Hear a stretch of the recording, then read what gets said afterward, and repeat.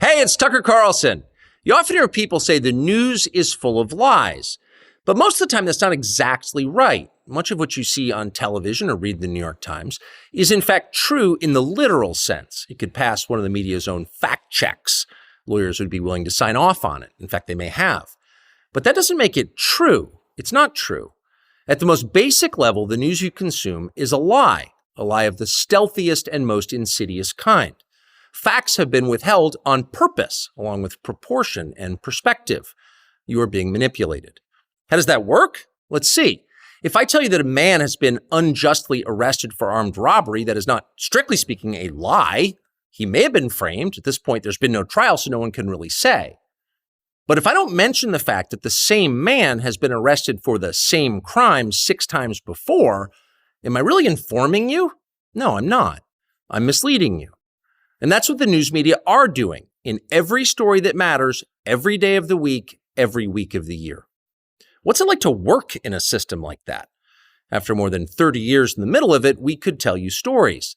The best you can hope for in the news business at this point is the freedom to tell the fullest truth that you can. But there are always limits. And you know that if you bump up against those limits often enough, you will be fired for it.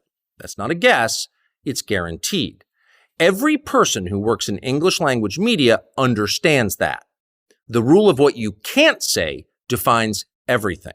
It's filthy, really, and it's utterly corrupting. You can't have a free society if people aren't allowed to say what they think is true. Speech is the fundamental prerequisite for democracy. That's why it's enshrined in the first of our constitutional amendments. Amazingly, as of tonight, there aren't many platforms left that allow free speech.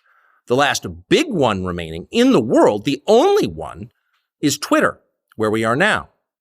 Twitter has long served as the place where our national conversation incubates and develops. Twitter is not a partisan site. Everybody's allowed here, and we think that's a good thing.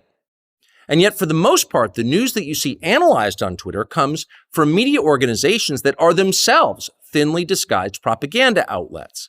You see it on cable news, you talk about it on Twitter. The result may feel like a debate, but actually the gatekeepers are still in charge. We think that's a bad system. We know exactly how it works, and we're sick of it. Starting soon, we'll be bringing a new version of the show we've been doing for the last 6.5 years to Twitter. We'll be bringing some other things too, which we'll tell you about. But for now, we're just grateful to be here. Free speech is the main right that you have. Without it, you have no others. See you soon.